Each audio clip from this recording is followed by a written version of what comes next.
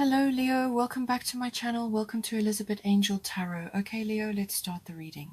Right now, as you are listening to this, there is someone thinking about you. Not casually, not in passing. Not the way you think about a colleague or an acquaintance whose name crosses your mind and then drifts away. This person is thinking about you with a kind of focused intensity that keeps them awake at night, that interrupts their concentration in the middle of tasks that have nothing to do with you, that makes them pick up their phone and almost reach out before something stops them and they set it back down again. They want you. That part is not in question. The wanting is deep and real, and it has been growing steadily, not fading, not cooling the way casual attraction does when time passes without action. It is intensifying. And the reason they have not acted on it in the way you might expect, the reason there has been this confusing gap between what you sense from them and what they actually do about it, that is what this reading is here to unravel. But I want to do something different with this reading. I do not want to just tell you about this person from the outside. I want to take you inside their experience. I want to show you what it feels like to be them, standing on their side of this connection, looking at you. Because when you understand what they see when they look at you, when you understand why that vision simultaneously draws them in and stops them in their tracks, everything about their behavior will suddenly make perfect sense. And more importantly, you will understand something about yourself that you may have never fully grasped, the sheer magnitude of the energy you carry and the effect it has on people who are sensitive enough to feel it. Let me start on their side. This person first became aware of you in a way that was not ordinary. They did not simply notice you and file you away as attractive or interesting or someone they might want to get to know. What happened was more disruptive than that. Something about your presence, not your appearance alone, not your words alone, but the totality of who you are when you walk into a space registered in their system at a level they were not prepared for. It was not comfortable. It was not the smooth, easy attraction that they have experienced before and know how to navigate. It was more like a recognition that arrived without permission, a sudden awareness that the person standing in front of them was operating at a frequency they had not encountered before and did not have a framework for processing. They felt pulled toward you before they decided to be pulled toward you, and that loss of control, that involuntary response to your energy, is the first thing that confused them. They are accustomed to choosing, to evaluating, to making measured decisions about who they let in and how close they allow them to get. With you, the choice was made before their conscious mind caught up, and they have been trying to regain their footing ever since. Now let me show you your side of this, because the dynamic only makes sense when both perspectives are visible. You have been aware of this person's interest, perhaps not consciously, perhaps not in a way you could articulate or point to as evidence, but energetically you have felt it. There have been moments, glances, that lasted a fraction of a second too long, a shift in their voice when they speak to you, a tension in the air between you that has no logical source, where you thought, something is here, something is happening, and then you dismissed it. You talked yourself out of it. You decided you were projecting, reading into things, seeing what you wanted to see rather than what was actually there. And that dismissal, that pulling back of your own awareness, is something they felt too. Because here is what you need to understand about the energetic dynamic between you and this person. It is bi-directional in real time. When you open toward them, even slightly, even in the privacy of your own thoughts, they feel a warmth, a pull, an invitation that makes them lean in. And when you close, when you retreat into doubt or self-protection or the conviction that you must be imagining things, they feel a sudden coolness, a withdrawal, a door quietly shutting, and they step back in confusion, wondering whether what they felt a moment ago was real or manufactured by their own desire. This is the dance that has been happening between you, and neither of you has been fully aware that you are both participants in the same choreography. From your perspective, it looks like they run hot and cold, interested one moment, distant the next, sending signals that contradict each other so thoroughly that you cannot build a stable interpretation of where they stand. From their perspective, you are doing the exact same thing. They experience you as someone who radiates an almost magnetic warmth and then, without warning, goes cool and unreachable, as if the signal they were tracking suddenly went dark. Both of you are interpreting the other's fluctuation as mixed messages, when in reality, you are both responding to each other's responses in a continuous feedback loop that neither of you initiated and neither of you knows how to break. And here is something that makes this feedback loop even more poignant. Both of you have histories that make you interpret withdrawal as rejection rather than what it actually is, protection. When you pull back, they do not see a person guarding a tender heart. They see confirmation of their fear that they are not enough for you, that your self-sufficiency is a polite way of saying you do not need what they have to offer. And when they pull back in response, you do not see someone nursing their own wound. You see confirmation of your fear that the interest was never serious, that you were reading too much into ordinary politeness, that once again you allowed yourself to hope, and once again the hope was misplaced. Both of you are telling the same story. I opened, I got hurt, I should not have opened, and neither of you realizes that the hurt you felt was caused not by the other person's indifference, but by their own mirror image of your self-protection. You are two people with matching armor, standing across from each other, each interpreting the other's shield as a weapon. Let me go deeper into what specifically confuses them about your energy, because the message is very specific about this, and I want to honor that specificity. There are 3 distinct qualities you carry that create a paradox this person does not know how to resolve. The first quality is your warmth. You have a way of being present with people that makes them feel genuinely seen. When you focus your attention on someone, when you listen, when you engage, there is a quality of care in your presence that is rare and that most people do not encounter often enough to recognize immediately. This person has experienced your warmth, and it affected them profoundly. It made them feel safe in a way they are not accustomed to feeling with someone they are attracted to. It made them think, this person actually sees me, not the version of me I perform for the world, but the real me underneath the performance. That feeling of being seen by you created a depth of emotional connection that surprised them with its speed and its intensity. The second quality is your independence. And this is where the confusion begins. Because alongside the warmth, alongside the care and the attention and the genuine presence you offer, there is an unmistakable self-sufficiency in your energy that communicates something they find both attractive and intimidating. You do not need them. That is the signal your independence broadcasts, and it is accurate. You do not need anyone in the desperate, grasping, I cannot function without you sense. You have built a life that works. You have cultivated an inner world that sustains you. You have proven to yourself, through experience, that you can navigate whatever comes your way on your own. That self-sufficiency is one of the most attractive things about you, and it is also the thing that makes this person hesitate, because they are standing on the outside of a life that appears complete, and they are wondering what place, if any, exists inside it for them. Your warmth says, come closer. Your independence says, I am fine either way. And those 2 messages arriving simultaneously from the same person create a kind of beautiful, maddening confusion that this person has no idea how to navigate. The third quality is the one they feel most deeply and understand least. It is a depth in you, an emotional and spiritual depth that they sense without being able to name. They look at you and they know, instinctively, that being in a relationship with you would not be a surface experience.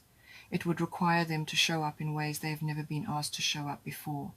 It would demand honesty at a level they are not certain they are capable of. It would hold a mirror up to parts of themselves they have managed to avoid examining by choosing partners who did not look closely enough to see them. You would see everything. They know this. And it simultaneously thrills them and terrifies them. Because what they want more than anything is to be truly known. And what they fear more than anything is being truly known and then found lacking. That is the paradox you represent to this person. Warmth that invites them in. Independence that makes them question whether there is room for them once they arrive. Depth that promises the most meaningful connection of their life while threatening the most thorough exposure of their vulnerabilities. I want to give you a glimpse into what this person's inner dialogue actually sounds like when they think about you, because I think it will shift something fundamental in how you interpret their behavior. It sounds something like this. I think about them more than I should. I cannot figure out if they are interested or just being kind. Sometimes when we are together, I feel like we are the only 2 people in the room, and then something shifts and they seem a million miles away, and I do not know what I did.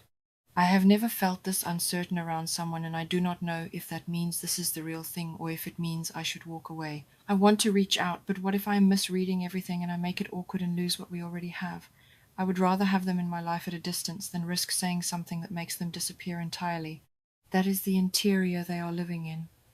That is the quality of their struggle. And I share it with you not to make you responsible for their feelings, but so that you can see clearly and without distortion that their hesitation has never been about whether they want you.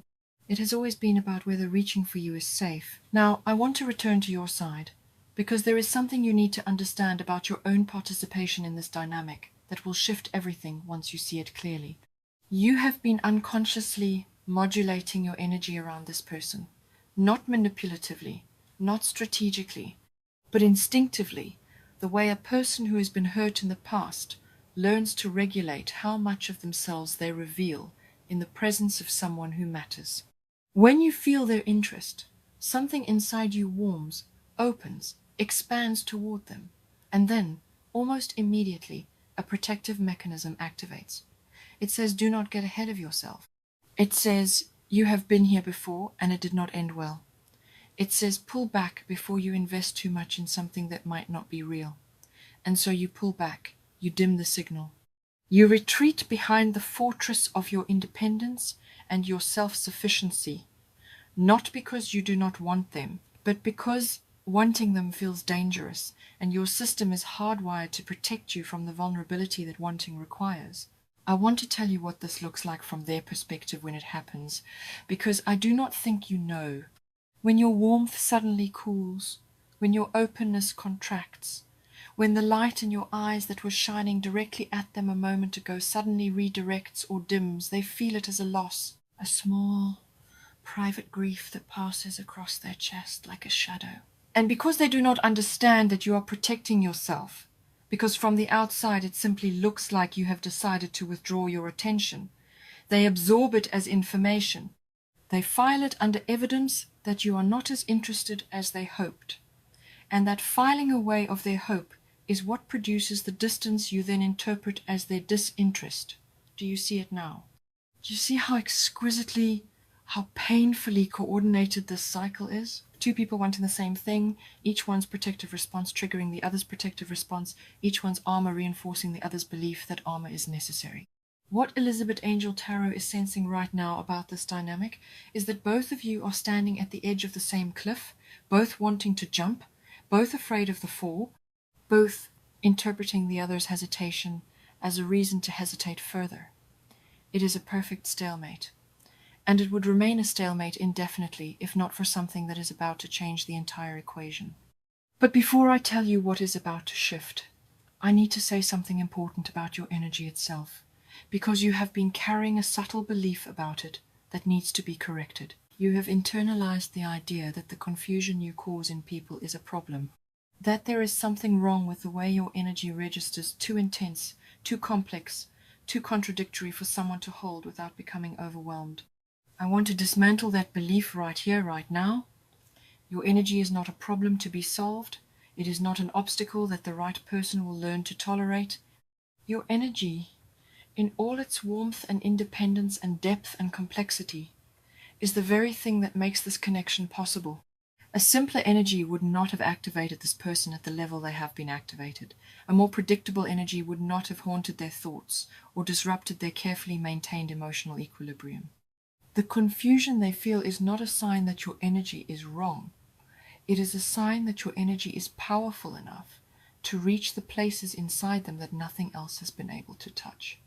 The right person is not confused despite your energy. They are confused because of its power, and that confusion is the necessary precursor to the deepest kind of intimacy. I also want you to know what this person has been learning about themselves through the process of wanting you, because it is significant and it speaks to the quality of who they are. Not everyone responds to confusion with self-examination. Many people, when confronted with an attraction they do not understand, simply walk away. They choose easier connections, simpler dynamics, relationships that do not require them to stretch beyond what is comfortable. This person has not done that. the fact that they are still here, still circling, still thinking about you, still returning to the edge of this cliff even after pulling back repeatedly, that tells you something essential about their character. They are someone who does not run from what challenges them. They sit with discomfort. They examine their own reactions rather than blaming the source. They are doing the inner work of understanding why your depth intimidates them. And that willingness to self-examine rather than deflect is one of the strongest indicators that they are capable of the kind of partnership your soul is actually looking for. Their confusion is not weakness. It is the growing pains of someone expanding to meet you where you are. Here is what is shifting. This person is reaching a point where their desire to know the truth of what exists between you is becoming stronger than their fear of your depth, stronger than their confusion about your independence, stronger than their uncertainty about whether there is room for them in your life. The internal pressure, they have been managing the pressure of wanting you while not understanding the signals they are receiving has been building steadily. And it is approaching the threshold where containment is no longer possible. They are going to act not in the distant, theoretical future, in the near, tangible, soon enough to prepare for future. They are going to cross the distance that has been separating you, and they are going to do it in a way that leaves very little room for ambiguity, not because they have suddenly resolved all their confusion, but because the cost of not knowing has finally exceeded the cost of finding out. The courage will come not from certainty, but from the inability to tolerate the uncertainty any longer. And when that moment arrives, when they step forward and make their intention clear, the reading I want to give you is about how to receive it. Because your first instinct, and I say this with enormous care and respect for the protective system that has served you well, your first instinct will be to retreat, to question it, to look for the catch, the angle, the hidden condition, to test their sincerity by unconsciously withdrawing your warmth, to see if they pursue you through the coolness. That instinct is understandable. It is the product of experiences that taught you that vulnerability is expensive, and people who seem sincere are not always what they appear. But this time I am asking you to override the instinct, not to abandon your discernment, not to throw yourself into something blindly, but to remain open in the moment when every old pattern will be telling you to close, to let your warmth stay visible, to let your wanting be seen, to resist the urge to retreat behind your independence, and instead allow this person to witness what they have been sensing all along, that beneath the self-sufficiency and the composure and the carefully maintained fortress of your emotional independence, there is a heart that wants to be held, that has been waiting to be held, that chose its solitude not because it preferred it, but because it refused to accept anything less than what it deserved. And what it deserved was this person, this connection, this meeting of two people who are both terrified and both willing to be terrified together. I want to tell you what I see happening after that initial breakthrough, because the trajectory is vivid and it carries a warmth that I want you to feel. Once the stalemate breaks, once one of you has the courage to step forward and the other has the courage to stay open, the energy between you will shift with a speed that surprises both of you. The confusion that has characterized the dynamic up to this point will dissolve almost overnight, because the confusion was never about whether the connection was real. It was always about whether it was safe to acknowledge it. Once the acknowledgement happens, once the truth is spoken aloud and met with the truth from the other side, the relief will be enormous. Conversations that have been held back will pour forth. Feelings that have been carefully managed will be expressed with a rawness that is both vulnerable and cleansing. You will both look at each other and say, in one form or another, I have been wanting to do this for longer than you know. And the time that was lost to hesitation will not feel wasted. It will feel like the necessary preparation for the depth of what this connection is capable of becoming. What I sense about the specific nature of this breakthrough moment is that it will not unfold the way either of you has imagined it. It will not be a grand romantic gesture or a carefully rehearsed confession. It will be smaller than that, and more real. It will happen in an ordinary moment, a pause in conversation, a shared silence that becomes suddenly unbearable in the most beautiful way. A look exchanged that strips away every layer of pretense and leaves two people standing in the raw truth of what they feel. One of you will say something. It may not even be eloquent. It may be clumsy and imperfect and exactly right in its imperfection, and the other will not respond with a speech or a grand declaration. They will respond with relief. With the visible, physical release of tension that comes from finally hearing confirmed what they have been afraid to believe, the moment will be quiet, it will be private, and it will change the entire landscape of both your lives in the time it takes to draw a single breath. There is something I also want to say about the quality of relationship that is forming between you and this person, because it is not the kind of connection that follows conventional patterns. Most relationships begin with a period of light, easy interaction and gradually deepen over time as both people slowly reveal more of themselves. This connection has already begun in the depths. The knowing between you, the energetic recognition that predated any conscious decision, means that you are starting from a place of intimacy that most couples take months or years to reach. That does not mean there will not be a process of discovery. They will. But the discovery will not be the slow, cautious peeling of layers that characterizes most new relationships. It will be more like two people who already know each other's souls, learning the daily details, the favorite songs, the childhood stories, the morning routines, the small and precious textures of an ordinary life shared with someone extraordinary. I also sense something about the effect this relationship will have on your own self-perception, and I want to name it because it is one of the most beautiful aspects of what is coming. Being with someone who is not confused by your depth but attracted to it, who is not intimidated by your independence but inspired by it, who does not experience your warmth as a trap but as a gift, this will change how you see yourself.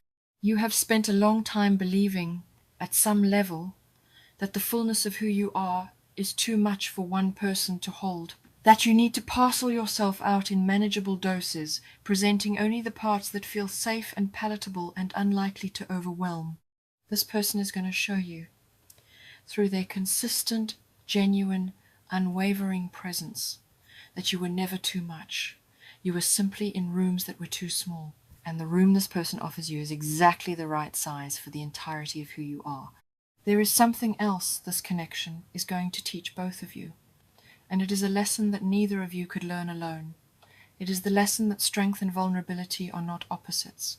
You have built your strength on the foundation of your independence, on the ability to stand alone, to self-soothe, to meet your own needs without relying on another person to fill the gap. That strength is real, and it is admirable, and it is not going anywhere.